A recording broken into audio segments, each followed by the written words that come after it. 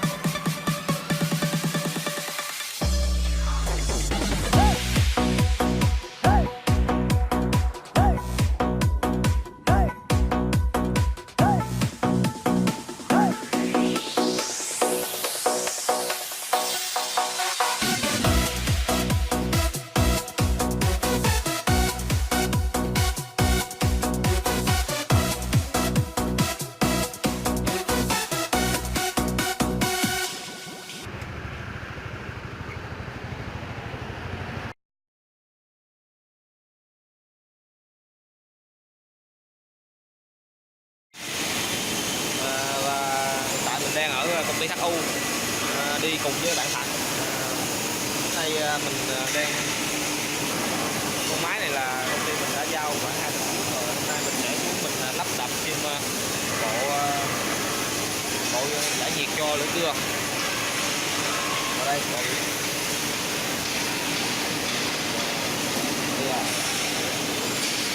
đây là bộ giải nhiệt cho lửa cưa. Đây đầu bộ máy luôn. Đây là bộ máy.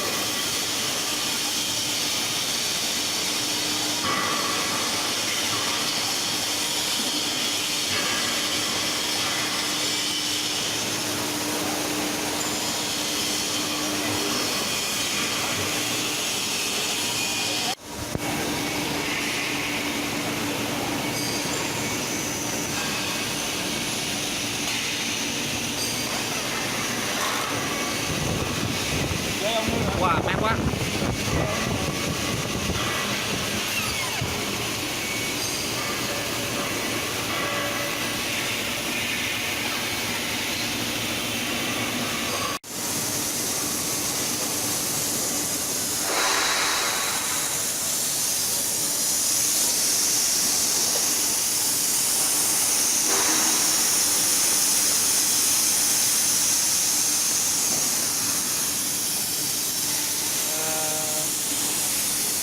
Vòi phun sẽ tích hợp với con xi lanh kẹp thôi.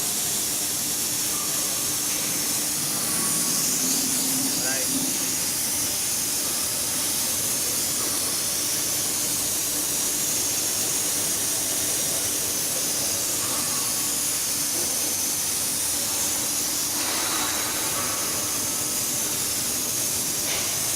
Đây thì tại chưa có lắp cái vòi nước.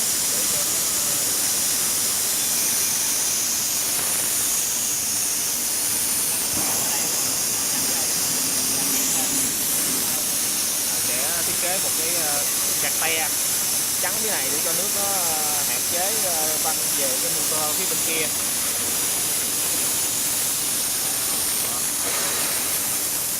Ok.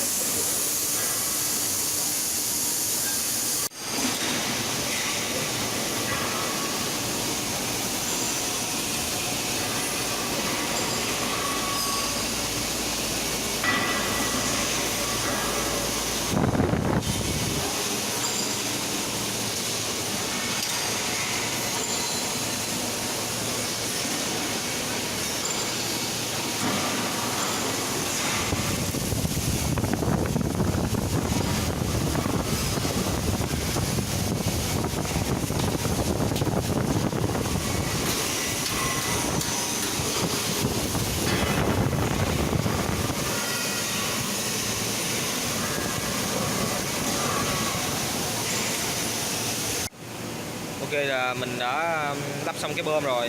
Hiện tại thì giờ hai người chuẩn bị đi Sài Gòn. Nói chung là cái bơm đó anh kỹ thuật cũng khá là hài lòng, giờ mình về thôi. Giờ cũng Về chở thì đợi phản hồi của ảnh. Giờ cũng gần 12 giờ rồi thì chắc hai đứa sẽ ghé ăn trước rồi về. Công ty HU nha mọi người. Đây là chuyên sản xuất ống kim loại, ống sắt.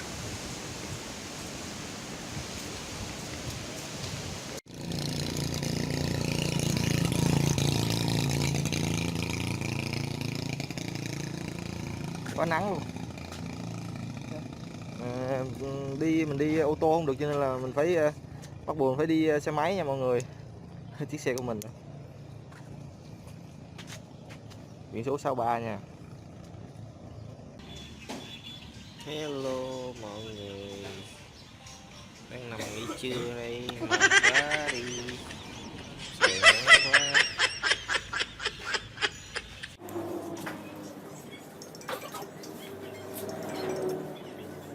Ok, và hai tụi mình đã về tới nhà rồi.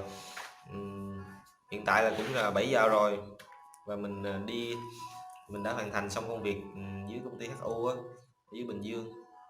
Trên đường về cũng khá vất vả, hai đứa bị kẹt xe khoảng 1 cây số, rồi còn mắc mưa nữa, hai đứa ướt nhẹp hết trơn luôn, thì cũng khá là mệt và cũng cố gắng hoàn thành xong video này để chia sẻ đến mọi người. Thì mọi người mà có ý kiến đóng góp gì thì để phía dưới phần comment để anh em ghi nhận nhé. Mọi thông tin về công ty thì mình để phía dưới mô tả. Các bạn nhớ cho mình một like, subscribe nếu mà video này có ý nghĩa để mình có động lực mình làm video tiếp theo nha. Cảm ơn mọi người. Cảm ơn mọi người, bye bye.